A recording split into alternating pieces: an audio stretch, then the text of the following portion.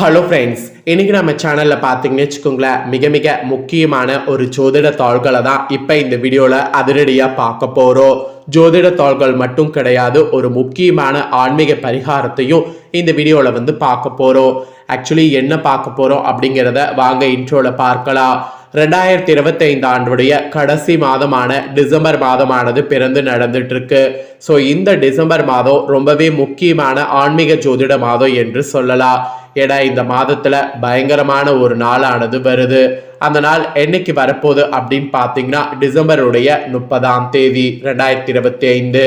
So அன்னைக்கு தமிழ் மாதம் பார்த்தீங்கன்னு வச்சுங்களேன், பிஸ்வாச ஆண்டுடைய மார்கழியுடைய 15ஆம் நாள் கிழமை, அன்னைக்கு செவ்வாய்க்கிழமை. அன்னைக்கு வளர்பிறையில ஏகாதேசியானது பரணி நட்சத்திரத்துல வருகிறது. இந்த நாள் ஸ்ரீ வைகுண்ட ஏகாதேசி என்று அழைக்கப்படக்கூடிய சிறப்பான நாள்.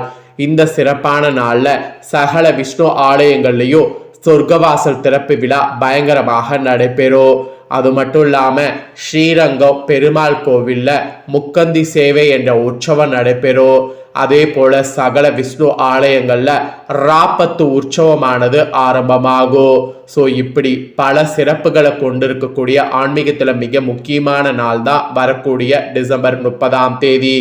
இந்த வைகுண்ட ஏகாதேசியில கிரகங்களிடையே ஏற்படக்கூடிய மாற்றங்கள் அமைப்பு காரணமாக ஒவ்வொரு ராசியை சேர்ந்தவர்களுக்கு தலையெழுத்து மாறும். அப்படி மாறக்கூடிய தலையெழுத்தை அந்தந்த ராசிக்காரங்களுக்கு ஷேர் பண்ணிட்டு இருக்க. அதுல இன்னைக்கு இந்த வீடியோல விருச்சக ராசிக்காரங்களுக்கு இந்த ஏகாதேசியிலிருந்து என்ன மாதிரியான பலன் கிடைக்கும் அப்படிங்கிறத ஷேர் பண்ண போற. ஸோ விருச்சக ராசிக்காரங்க உங்க ராசி நட்சத்திரத்துக்கு ஏகாதேசியுடைய பலனையும் பரிகாரத்தையும் தெரிஞ்சு பயன்பெறுங்க. ஸோ வீடியோவை ஸ்கிப் பண்ணாமல் பாருங்க. அப்போதான் நான் உங்களுக்கு என்ன சொல்ல வரேன் அப்படிங்கிறத தெளிவாக தெரிஞ்சு பயன்பெற முடியும். ஸோ விருச்சக ராசிக்காரங்க விசாக 4ஆம் பாதம் அனுஷம் கேட்டயத்தில் பிறந்த நட்சத்திரக்காரர்களுக்கு நான் சொல்லக்கூடிய கணிப்பு கரெக்டாக இருக்கும். ஸோ விருச்சக ராசிக்காரங்க இந்த நட்சத்திரத்தில் பிறந்தவங்க வீடியோவை ஸ்கிப் பண்ணாமல் பாருங்க. முதல்ல உங்களுக்கு கிரகநிலை இந்த வைகுண்ட ஏகாதேசியில எப்படி அமைஞ்சிருக்குங்கிறத சொல்றேன். கிரகநிலை எப்படி அமைஞ்சிருக்குங்கிறத தெரிஞ்சுக்குங்க. ராசியில சூரியன், செவ்வாய், சுக்கிரன், சுகஸ்தானத்துல சனி, ராகு, பஞ்சமஸ்தானத்துல சந்திரன், பாக்கி ஸ்தானத்துல குரு வகரத்தோடு, தொழில் ஸ்தானத்துல கேது, அயன சயன போகஸ்தானத்துல புதன், இந்த மாதிரி கிரகநிலைகள் உங்களுக்கு அமைஞ்சிருக்கு. இதனோட அடிப்படையில தான் உங்களுக்கு பலன்களே குறிப்பிடப்பட்டிருக்கு. ஆண்டுடைய கடைசியாக வைகுண்ட ஏகாதேசியில கிரகநிலைகள் அமைந்த அடிப்படையில உங்களுக்கான பலன்கள் என்ன கிடைக்கும் அப்படிங்கிறத தெளிவா இப்ப ஷேர் பண்ற.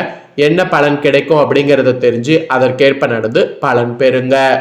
பார்க்க சாது போல் இருந்தாலும் திடீர் கோபத்தோடு எதிலும் வேக காட்டக்கூடிய விருச்சிக ராசினருக்கு இந்த மாத ஏகாதேசிக்கு பிறகு எதிர்ப்புகள் உங்க வாழ்க்கையில இருக்கிறது அகல போது. எல்லா வகையிலையும் நலன்கள் உங்களுக்கு உண்டாகும். விரும்பியது கிடைக்க கூடுதல் முயற்சி செய்யறது தேவை. அப்பதான் பணவரவு உங்களுக்கு அதிகரிக்கும். பயணம் செய்யறதன் மூலியமா லாபம் கிடைக்க பெறுவது உறுதியா உங்களுக்கு இருக்கு. புதிய நபர்கள் வகையில நட்புகள் உங்களுக்கு உண்டாகும். அதே போல வாகனம் மூலம் நல்ல லாபமானது வரும். அரசாங்க தொடர்பான காரியங்கள்ல சாதகமான பலன்கள் உங்களுக்கு கிடைக்கும். பல விதத்துல புகழ் கூடும். மற்றவர்கள் பிரச்சனைகள்ல வாதாடி வெற்றி பெறுவதற்கு வாய்ப்பு உங்களுக்கு கிடைக்கும். இந்த மாதிரி பல மாற்றங்கள் உங்களோட லைஃப்ல ஏற்பட போகுது. அதுக்கப்புறமா நீங்க தொழில் வியாபாரத்துல இருப்பவர்களாக இருந்தீங்கன்னா போட்டிகள் உங்களுக்கு விலக போகுது. பழைய பாக்கிகள் எல்லாமே ஈஸியா வசூலாகும். வியாபார விரிவாக்க செய்ய தேவையான பண உதவி உங்களுக்கு கிடைக்க பெறுவீங்க. அப்புறம் உத்தியோகத்துல இருப்பவர்களுக்கு இந்த ஏகாதேசிக்கு பிறகு நிலுவையில் இருந்த பணம் சேரும். மேல் அதிகாரிகள் வகையில உதவிகள் கிடைக்கும். சக ஊழியர்கள் மத்தியில இருந்த எதிர்ப்புகள் விலகும். குடும்பத்துல மகிழ்ச்சியானது நிலவும். உறவினர்களுடைய வருகை இருக்கும். திருமணம் போன்ற சுபகாரியம் நடக்கும். மெயினா நிலம், வீடு மூலம் லாபம் கிடைக்கும். கணவன் மனைவிக்கிடையே நெருக்கமானது அதிகரிக்கும். சுவையான உணவானது கிடைக்கும். மனபலம் மெயினா கூடும். அந்த மனபலம் கூடுவதற்கேற்ப தெம்பா செயல்படுவது ரொம்ப முக்கியம்.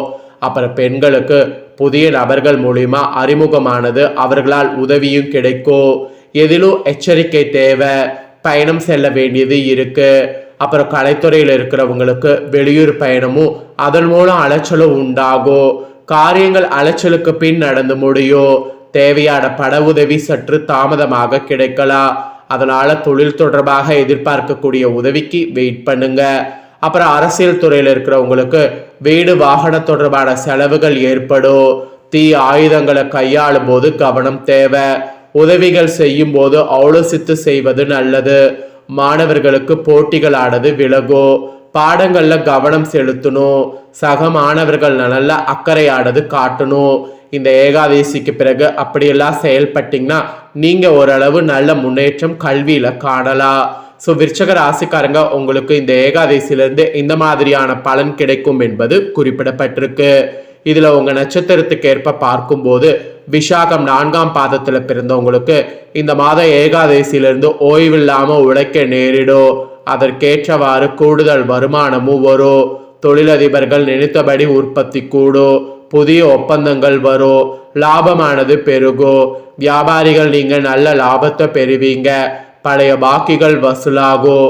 உடல்நிலையில இருந்து வந்த சிரமங்கள் முற்றிலும் உங்களுக்கு நீங்கும்.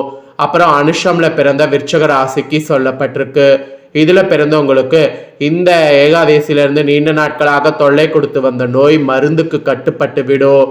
அரசு பணியில் உள்ளவர்கள் உடன் பணிபுரிகளோட எச்சரிக்கையாக இருக்க வேண்டும். மேல அதிகாரிகளுடைய கோபத்துக்கு ஆளாகாம உங்களை பார்த்து கொள்ள வேண்டும். உடன் பிறந்த சகோதரர்கள் ஒன்று சேர்வார்கள். மனமாகாதவர்களுக்கு நல்ல வரன்கள் வந்து சேரும். அப்புறம் கேட்டயத்துல பிறந்த நட்சத்திரக்காரர்களுக்கு சொல்லப்பட்டிருக்கு. கேட்டயத்துல பிறந்தவங்களுக்கு இந்த மாதம் ஏகாதசியிலிருந்து வெளிநாடு செல்லக்கூடிய திட்டம் நிறைவேறும். கொடுக்கல் வாங்கல் செய்வர்கள் எச்சரிக்கையாக இருக்க வேண்டியது அவசியம். சமூகத்துல நல்ல அந்தஸ்தை பெறுவீங்க. பிள்ளைகள் பாராட்டு பெற்று பெற்றோர்களுக்கு மகிழ்ச்சி தரும் மாதிரி இருக்கு. இதுவரை தொல்லை கொடுத்து வந்த எதிரிகள் விலகி செல்வாங்க. இந்த மாதிரி நிறைய உங்க நட்சத்திரத்துக்கு அதிசயம் நடக்கும். விருச்சக ராசிக்காரங்க, உங்க நட்சத்திரத்துக்கு ஏற்பவும் இந்த மாதிரியான பலன் கிடைக்கும் என்பது குறிப்பிடப்பட்டிருக்கு. இப்ப இந்த வைகுண்ட ஏகாதசியுடைய விரத மகிமைய உங்க ராசிக்கு சொல்ல போற. விரத மகிமையை பத்தி தெரியாத விருச்சக ராசிக்காரங்க, இந்த வீடியோல விரத மகிமையை பத்தி இந்த வீடியோல தெரிஞ்சுக்குங்க.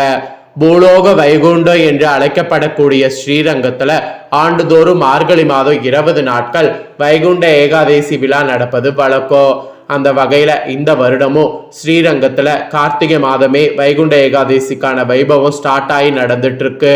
ஸ்ரீரங்க ரங்கநாதர் கோவில ஆண்டுதோறும் திரு அத்தியாயன உற்சவம் எனப்படக்கூடிய வைகுந்த ஏகாதசி மார்கழி மாத சுக்லபட்ச ஏகாதசியில நடைபெறும். இந்த ஆண்டு மார்கழி மாத சுக்லபட்ச ஏகாதசி மார்கழி நடுப்பகுதியில வந்திருக்கு. ஸ்ரீரங்க கோயில்ல இது தொடர்ந்து தைத்தேர் திருவிழா தை மாதம் புனர்பூச நாள்ல ஓட விடப்படும். அதற்கான ஏற்பாடு நடந்துட்டு இருக்கு. இந்த வைகுந்த ஏகாதசி ஒரு மாதம் முன்னதாகவே சூப்பரா விழாவானது நடைபெற்று இருக்கு. இது மார்கழி மாத வளர்பிறை ஏகாதசி அன்னைக்கு மிகவும் முக்கியத்துவம் வாய்ந்ததாக கருதப்படுது. திருமங்கையாழ்வார் இந்த ஏகாதசியை தான் வைகுந்த ஏகாதசி உற்சவமாக கொண்டாட ஏற்பாடு செய்திருக்கிறார்.